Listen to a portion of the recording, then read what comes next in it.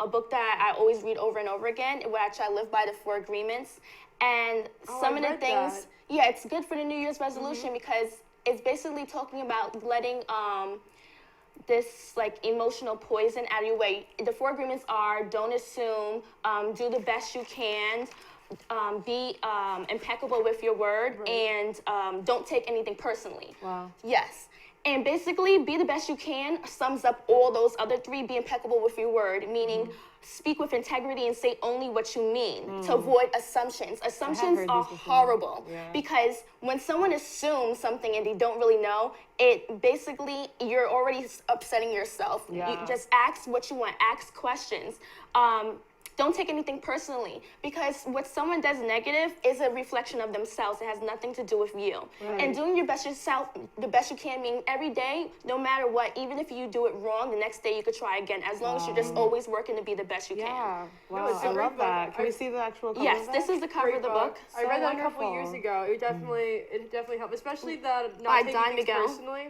Not take things personally is like, that's my big thing. I take things super personally. I'm a very passionate, emotional, and it kills me. It would kill my confidence. And once I start thinking, here's an example. Yeah, just like looking past like what people say and like looking more where they're coming from. And if it's from a genuine place, listen to it. If it's not from a genuine place, let it go.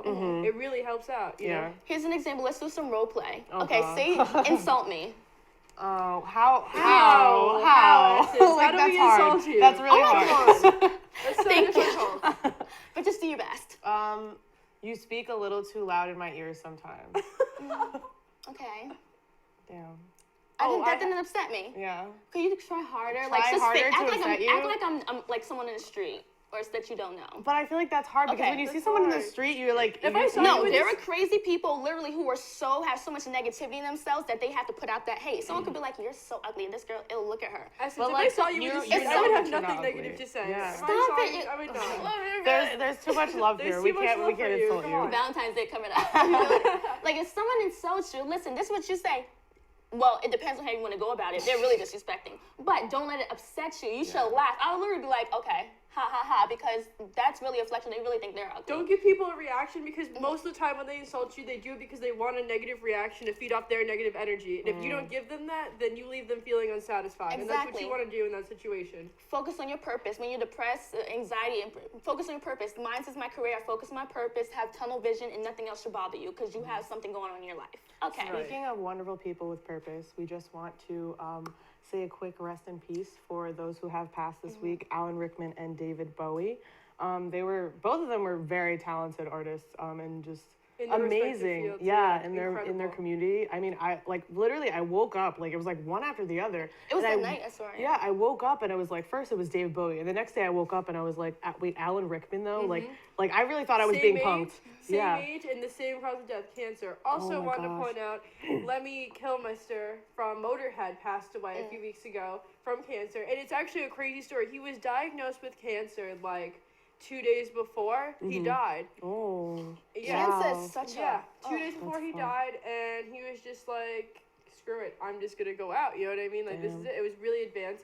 And he died playing his favorite video game. Oh. So that's kind of like a nice way to go out, you know? Well, doing what you love. My condolences to them and all their families. Yeah, absolutely. Rest in power. Yeah, Iman, supermodel Iman, because Fashion Week's coming up. So, and also, someone's birthday just passed, Aaliyah, the singer Aaliyah. Oh my God. She would have been 37, so she actually died in a plane crash. Yeah. Damn. Wow, like 16 years ago, right? Yeah. Time passes by so quickly. Right. Crazy. I just saw Ciara, the singer's 1-2 Step song, and I was like, I can't believe I was in like 5th grade when I came out. Yeah, that came up on or Pandora like a couple weeks ago. So I was just like, no way. But Lose Control by Missy Elliott came out like 10 years ago. Missy Elliott always had the bangers. We've been like here for a decade. Like, wow. Yeah. Like, life is getting real. 2 decades, actually. 20, like being 20. 20, yeah, 2 decades. Like, life is getting really real. It's crazy. Like, really fast. Life really hits you when you turn 20. Yeah. Sure. 21. It hits you like a ton of bricks. Well, also, speaking of just things that hit you, what was it? A lot of things can hit you. A lot of things can hit you, but in particular, there was an Elle magazine article written by an anonymous author, basically called like My Problem with Black Girl Magic. And I mean, I remember when I first saw like the headline to the article, I was like, what is this hate that I'm about to encounter right now? Because basically the Black Girl Magic movement I want to call it a movement. It was based on a hashtag, basically where every great things come from. It came from Black Twitter.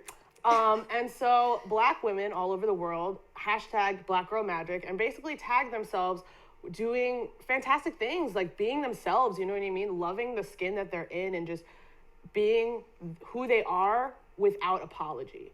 And like it was not only like for like full grown women, it was for children, it was for adults, it was for like grandmas, you know what I mean? Like Amandla, obviously, how much I love Amandla, you know. Did like, you see her on Teen Vogue? Oh my She's gosh, doing her thing. She's wonderful. But I mean, this article was like just very problematic because it's saying, it's kind of like leeching off the whole strong Black woman archetype, saying that like, oh, Black women are not superhuman. We are human. We go through pain. We are not magic.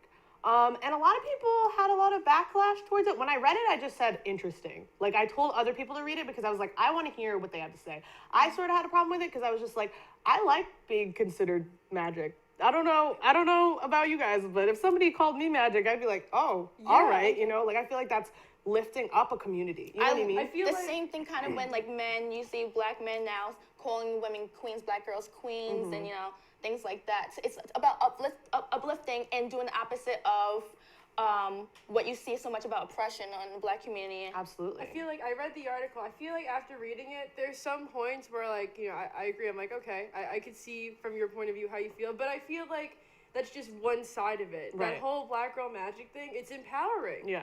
You know, and I don't think there's anything wrong with, like, women, especially Black women, feeling empowered. What's wrong with that? Absolutely. What's wrong with feeling magical? Right? Like, I mean, I definitely agree with the whole, like, strong Black woman archetype and how it does hurt women because, I mean, there is an actual study that, like, white people think that Black people don't feel pain. Like, many people actually. And there's actually history of that happening. Yeah, they've gotten less, like, painkillers in hospitals when they're shot at or when they're injured. Most likely, people who are on the scene, who are coming on the scene are being like, oh, they're walking, they're not hurt. Or doing certain studies on their bodies, thinking like they're Tuskegee, like magical, literally, like into their cervix and taking out different cells and like researching them. I mean, I understand, like, from that point of view, I definitely understand. But like you said, there's no harm in considering yourself magical. There's no harm in considering yourself as wonderful and beautiful and able to do anything. And I feel like that's what the whole Black girl magic movement is about. And a lot of people are up in arms, especially because the author is anonymous. So we don't know who she is. Yeah. I agree with what you guys are saying, and Victoria, like how it's two sides to it. I understand it has great purposes. Just like some things are good and some things like it's you could agree to disagree. It's not all bad. It's great to uplift women, but I understand her point where she's saying that we basically really the purpose is to be looked at as human. That's all Black people want to be looked at as human. That's all anybody wants to be looked at as. It's almost as just as bad as how she said as calling Black people animals, like we're not human. Yeah. Because you're saying we're magical. No, just look at us as human, really. Yeah. But for the Black community, it's great to uplift. I see the little girls wearing the t-shirts and all the hashtags saying Black Girl Magic. It's good, but still for others, understand that what we're saying is we are no more inferior than you if you're calling us inferior. Absolutely. We're all just human. We're all one human race. Yeah. I love that. I mean, I definitely agree with that. And I like, when I read the article, I was like, damn, like, I'm still gonna call myself magic though, you know? And like, it shouldn't be limited to Black women. It's a movement based on Black women, but like, it shouldn't be limited to Black women. Everyone's magic. You know what I mean? Yeah. Magic is like wanting something and letting yourself have it. If that means having confidence, that can be your own version of magic, you know? Also, speaking of magic, Powerball. That was wild.